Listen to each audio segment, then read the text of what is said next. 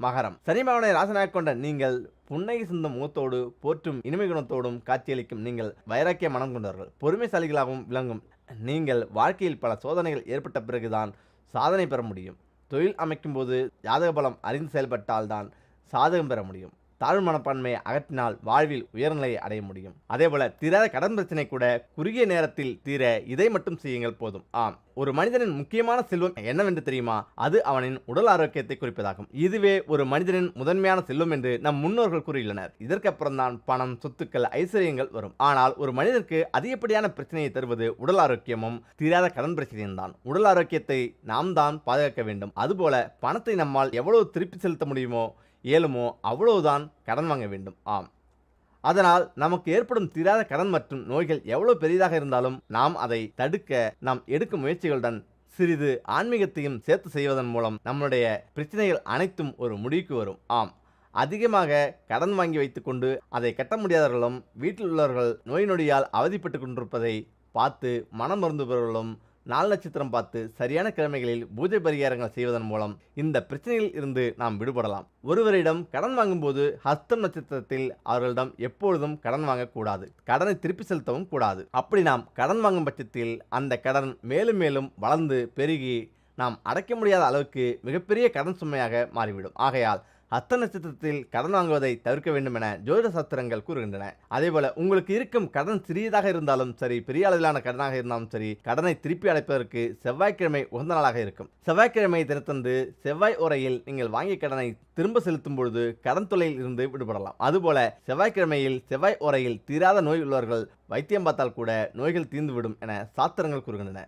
அதுபோல குடும்பத்தார்கள் சொத்து தகராறுகள் போன்றவற்றின் மூலமாக வருடக்கணக்கில் நிலுவையில் உள்ள வழக்குகள் கூட இவ்வாறு நாம் செய்வதன் மூலம் ஒரு முடிவுக்கு வரும். அதனால் தாராளமாக இதை செய்து பாருங்கள். அதேபோல உங்கள் கஷ்டம் துன்பங்கள் மொத்தமாக தீர வேண்டுமா? இந்த ஒரு விளக்கு மட்டும் போதும் வீட்டில். ஆம், கஷ்டம் என்பது எல்லோருடைய வாழ்விலும் இருக்கும். மனிதர்களாக பிறக்கும் ஒவ்வொருவருக்கும் கஷ்டங்கள் இருக்கத்தான் செய்யும். ஒருவரிடம் பணம் இருந்துவிட்டால் மட்டும் அவர் கஷ்டம் இல்லாமல் நிம்மதியாய் வாழ்ந்து விடுவார் என்று சொல்ல முடியாது. ஏதாவது ஒரு வகையில் அவர்களுக்கும் கஷ்டம் இருக்கும். அப்படி நமக்கு வரும் கஷ்டங்கள் எந்த வடிவில் வேண்டுமானாலும் வரலாம். குடும்பங்களுக்குள் கஷ்டம் இருக்கும், கணவன் மனைவி உறவுகளுக்குள் கஷ்டம் இருக்கும், பண கஷ்டமாக இருக்கலாம், உடல் நல குறைவு கஷ்டங்களாக இருக்கலாம். இப்படி இருக்கும் அனைத்து விதமான கஷ்டங்களையும் தீர்க்கும் ஒரு பரிகாரத்தை பற்றி பார்க்கலாம். இப்படி நமக்கு இருக்கக்கூடிய அனைத்து கஷ்டங்களையும் போக்குவதற்கு தீப வழிபாடு ஒன்றுதான் சிறந்ததாக இருக்கும். அதனால் கணவன் மனைவிக்குள் எப்போதும் சண்டை சச்சரவுகளாக இருக்கிறதா?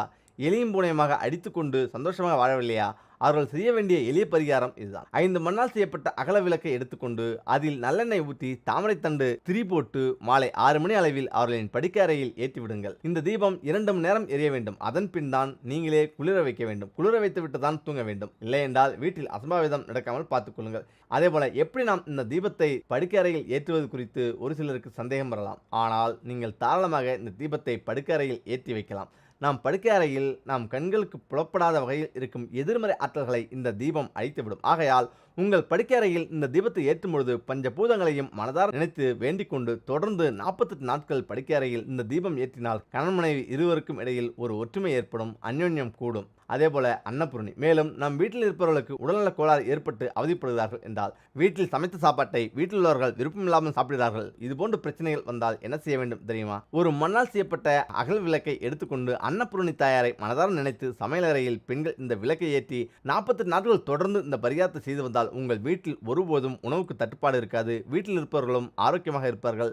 சாப்பாடு சார்ந்த கஷ்டங்கள் அனைத்தும் விலகி ஓடும். ஆம், அடுத்ததாக அத்திமர நாற்காலி. அடுத்ததாக நமக்கு ஏதாவது தீராத துன்பம் வெகு நாட்களாகவே இருந்து கொண்டிருக்கிறது அல்லவா? இது போன்ற தீராத துன்பங்களை நம்மை விட்டு விலகுவதற்காக பூஜை அறையில் இந்த ஒரு விளக்கை ஏற்றி பிரார்த்தனை செய்ய வேண்டும். இப்படி நாம் செய்யும் பிரார்த்தனைகளை கடவுள் கேட்டு நமக்கு செவிசாய்க்க வேண்டும் என்றால் உங்கள் பூஜை அறையில் அத்திமர பலகையில் செய்த சிறிய நாற்காலி வைத்து அதன் மேல் காமாட்சி அம்மன் விளக்கு ஏற்றி வைக்க வேண்டும். பொதுவாக சிலர் வீடுகளில் முக்காலி வைத்து காமாட்சி அம்மன் விளக்கு ஏற்றுவது வழக்கமாக வைத்திருப்பார்கள். அந்த முக்காலியை கூட அத்திமரத்தால் செய்து காமாட்சி அம்மன் விளக்கு ஏற்றும் பொழுது தீராத துன்பம் அனைத்தையும் நீக்கி உங்களுக்கு நல்ல விடிகாலத்தை பெற்று தரும். மரப்பலகை. இதுபோன்று உங்கள் வீட்டில் வாராகி அம்மன் சிலை, காமதேனு சிலை, கற்பக விருட்சம் சிலை போன்ற எந்த சிலைகளாக இருந்தாலும் ஒரு மரப்பலகையின் மீது வைத்து வழிபட வேண்டும். அந்த மரப்பலகை அத்திமரத்தால் செய்யப்பட்ட மரப்பலகையாக இருந்தால் உங்கள் வீட்டில் வைத்திருக்கும் தெய்வ சிலையின் சக்தி 2 மடங்காக அதிகரித்துவிடும். இப்படி சிலைகளின் சக்தி அதிகரிக்கும் போது உங்கள் வீட்டில் இருக்கக்கூடிய நேர்மறை ஆற்றலின் சக்தியும் அதிகமாக இருக்கும். அதில் உங்கள் வீட்டிற்கு இன்னும் நேர்மறை ஆற்றலின் சக்திகளை ஈர்த்து கொடுக்கும். இப்படி உங்கள் வீடு முழுவதும் நேர்மறை ஆற்றல் நிறைந்திருக்கும் பொழுது அங்கு எந்தவிதமான கஷ்டமும் துன்பங்களும் வராது, இருக்கிற கஷ்டங்களும் ஓடிவிடும். அதேபோல வீட்டில் அதிர்ஷ்டம் தரும் ஒலிகள் என்னென்ன? இந்த சத்தம் எல்லாம் வீட்டில் கேட்டால் துரதிர்ஷ்டம் நீங்கி அதிர்ஷ்டம் கதவு திறக்குமாம். ஆம், வீடு எப்பொழுதும் அமைதியாக இருப்பது நல்லது கிடையாது. வீட்டில் இருப்பவர்களின் மகிழ்ச்சி சத்தங்களால் மட்டுமே உறுதி செய்யப்படுகிறது. வீட்டில் அதிர்ஷ்டம் தரக்கூடிய சத்தங்கள் என்னென்ன? இதனால் உண்டாகக்கூடிய பலன்கள் என்னென்ன? வீட்டில் துரதிர்ஷ்டத்தை துரத்தக்கூடிய ஒலிகள் எப்படி இருக்க வேண்டும் என்பதை தான் பார்க்க போகிறோம். வீட்டில் ஒலிக்க வேண்டிய முதல் சத்தம் சிரிப்பொலி ஆகும். மகிழ்ச்சியான இல்லங்களில் லட்சுமி குடியிருப்பதாக சாத்திரங்கள் கூறுகின்றன. அழுகை சத்தம் இல்லாமல் சிரிப்பு சத்தம் கேட்கும் இல்லங்களில் மகாலட்சுமி மகிழ்ச்சியுடன் குடியிருப்பாள். இதனால் தான் அழுகை இருக்கும் இல்லங்களில் தனவரவு தடைப்படுகிறது. கணவனால் மனைவி அழுவதும் பெற்றோர்களால் பிள்ளைகள் அழுவதும் கூடாது. எப்பொழுதும் ஒருவருக்கு ஒருவர் அனுசரித்து விட்டு கொடுத்து அந்யோன்யமாக மகிழ்ச்சியாக இருக்க வேண்டும். அப்பொழுதுதான் வருமானமும் அதிகரிக்கும். அதனால் அதிர்ஷ்டமும் வந்து சேரும். வீட்டில் கேட்க வேண்டிய மற்றொரு சட்டம் வளையல் ஓசையாகும். பெண்களை கண்ணாடி வளையல் அணிந்து கொள்ள சொல்வதும் இதனால்தான். வளையல் அணியாத பெண்கள் முந்தைய காலத்தில் கிடையாது. ஆனால் இப்பொழுது வளையல் ஒரு இடைஞ்சலாக இருக்கிறது என்று யாரும் போடுவது கிடையாது. மெட்டல் வளையல்களை காட்டிலும் கண்ணாடி வளையல்கள் இருக்கும் உருவாக்கக்கூடிய சத்தம் குடும்பத்திற்கு அதிர்ஷ்டத்தை ஏற்படுத்துமாம். எப்பொழுதும் வளையலோசை குடும்பத்தில் கேட்டுக்கொண்டே இருக்குமாறு பார்த்துக்கொள்ளுங்கள். அதிர்ஷ்டம் உங்களை தேடி வரும். அதேபோல மரக்கலங்களில் இருந்து இசைக்கப்படும் இசை, ஒலிக்கப்படும் ஒலி போன்றவற்றையும் குடும்பத்திற்கு அதிர்ஷ்டத்தை கொடுக்குமாம். வீடுகளில் மரத்தினால் ஆன இசை ஒலிகளை எழுப்பக்கூடிய அலங்காரங்களை செய்யலாம். மரத்தினால் ஆன இசைக்கருவிகளையும் வாங்கி அழகிற்கு வைக்கலாம். இப்படி அமைக்கப்படும் இல்லங்களில் குபேரவாசம் இருக்கும். இவர்களுக்கு தங்கு தடை இல்லாத வருமானம் இருக்கும். குடும்பத்தில் சில்லறை நாணயங்கள் உடைய சத்தமும் கேட்க வேண்டும். குறிப்பாக பூஜை அறையில் இந்த சத்தம் கேட்குமாறு வைத்திருந்தால் மகாலட்சுமி வாசம் குறைவில்லாமல் இருக்கும். துரதிர்ஷ்டங்கள் நீங்கி அதிர்ஷ்டங்கள் வருவதற்கு சில்லறை நாணயங்களை ஒரு கண்ணாடி பவுலில் போட்டு பூஜை அறையில் வைத்துக் கொள்ளுங்கள். நாணயங்களை கொண்டு விக்கிரகங்களுக்கு அர்ச்சனை செய்வது, அன்றாட செலவுகளுக்கு அதிலிருந்து நாணயங்களை எடுத்து பயன்படுத்துவது போன்றவை தொடர்ந்து செய்து வந்தால் அந்த குடும்பத்தில் அதிர்ஷ்டம் வரும் என்கிற நம்பிக்கை உண்டு.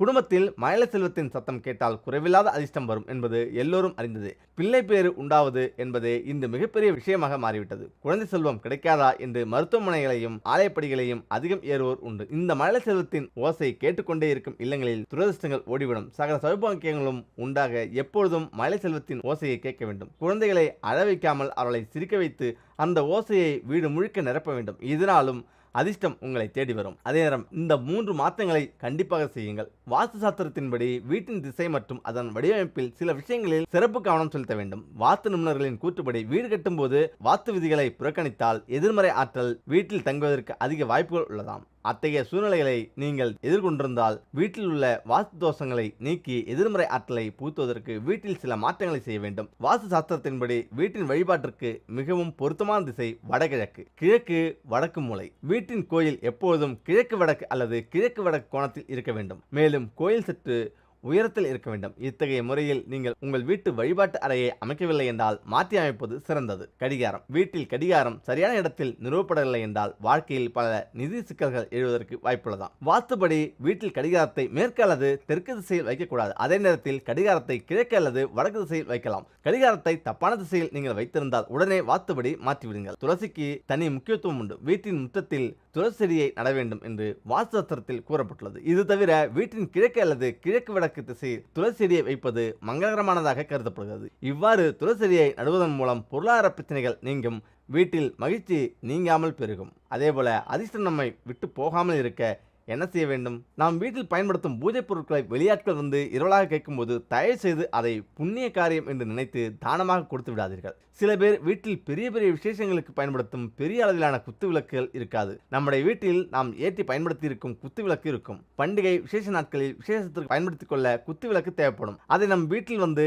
இரவலாக கேட்கலாம். அப்படி கூட நம் வீட்டில் ஏற்றிய குத்து விளக்கை அடுத்தவர்களுக்கு இரவலாக கொடுக்கக்கூடாது என்று சொல்லப்பட்டுள்ளது. அதாவது நலுங்கு வைப்பதற்கு, ஹோமம் வளர்ப்பது, வீட்டில் பெரிய பூஜைகள் வைப்பது, இப்படிப்பட்ட பெரிய விசேஷங்களை நடத்தும் போது குத்து விளக்குக்கு முதல் இடம் உண்டு. நம் வீட்டில் ஏற்றி வழிபாடு செய்த குத்து விளக்கை அடுத்தவர்களுக்கு நாம் இரவலாக கொடுக்கும்போது நம் வீட்டில் இருக்கும் ஐஸ்வர்யம், லட்சுமி, கட்டாயம், அதிர்ஷ்டமும் அவர்களது வீட்டுக்கு செல்வதற்கு வாய்ப்புள்ளது. முடிந்தவரை குத்து விளக்கு, பஞ்சபாத்திரம், கலசம் என்று சொல்வார்கள். அதாவது வீட்டில் விசேஷ பூஜைகள் வைக்கும்போது, ஹோமங்கள் நடக்கும்போது நூல் சுற்றி கலசம் நிறுத்துவார்கள் அல்லவா? செம்பு, பித்தளை சொம்பு, இப்படிப்பட்ட நம் வீட்டில் பூஜைக்கு பயன்படுத்திய பொருட்களை எல்லாம் எக்காரணத்தை கொண்டும் அடுத்தவர்கள் வீட்டு விசேஷத்திற்கு இரவல் கொடுப்பது அவ்வளவு சரியான முறையல்ல. உங்கள் வீட்டில் இருக்கும் நேர்மறை ஆற்றல் அவர்கள் வீட்டிற்கு சென்றுவிடும். பழுதான பழைய பூஜை சாமான்களை கடையில் கொடுத்துவிட்டு அதற்கு பதிலாக வேறு பொருட்களையோ அல்லது காசாகவோ